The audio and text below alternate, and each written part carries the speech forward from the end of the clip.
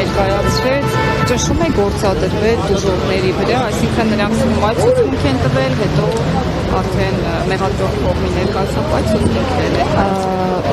Ոչ,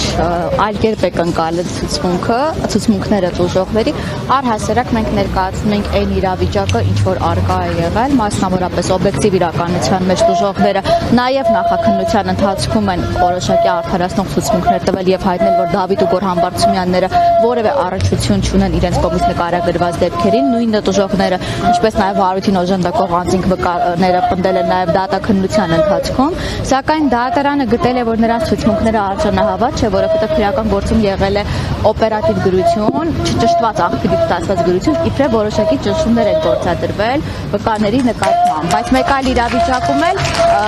մեկ վկայել կամ դժող այս բան չեմ մտաբերի հայտնել է, որ քննիչը գրել է ինքը ստորագրել է, նմանատիպ իրավիճակներ եւս եղել են։ Ամեն դեպքում պարոն Համբարձումյանի գործով ամեն ինչ շատ պարզ է, որովհետև կա գործի վերաբերյալ օբյեկտիվ ապացույց, տեսագրություն, որում հստակ երևում է, որ դժողներին մի կողմ ծեծի են ենթարկում եւ դա ոչ պարոն Համբարձումյանն է, ոչ էլ վերջինիս եղբայրը Գոռ Համբարձումյանը։ Այսինքն գործը ինչի վրա է դեպքում այդ անը ինչ-որ կեղծ ինչի վրա է կապ։ Այո, քանի որ առաջին ատյանի դատարանը նախագահության պարոն Չիչոյանի ցանկացել է մեղադրական դատական ակտ կայացնել, հիմքում դրել է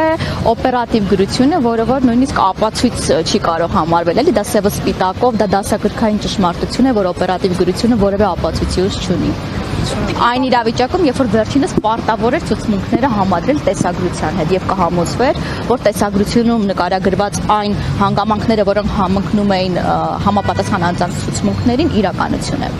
Տիկին Պապայան դատական նիստում պաշտպանների ներկայացած այսպես ասած ձայնագրություններից պարզ է դառնում, եթե սխալ եմ ուղղեք, այսինքն իրավապահ մարմինները փորձել են կեղծել կամ ճնշում գործադրելու միջոցով վկաների ցուցմունքներ կորզել Դավիթ Համբարձումյանի եւ նրա եղբոր Գոռ Համբարձումյանի դեմ։ Տեսեք, վկաներից մեկը, ես ինչպես քիչ առաջ նշեցի, ես բան չեմ մտաբերի դժողներից, թե վկաներից մեկը նման բովանդակությամբ ցուցմունք է տվել, որ իր նախաքննական ցուցմունքը, որտեղ վերջինս մեղադրական բնույթի որոշակի ցուցմունք է տվել պարոն Համբարձումյանի եւ վերջինիս եղբոր դեմ, ինքը նույնիսկ չի կարդացել, քննիչն է արձանագրել եւ ըստ էության ինքը պարզապես ստորագրելու դուրս է եկել, հետագայում հաղորդում է ներկայացել այդ մասով, այո, ճիշտ եք հասկացել։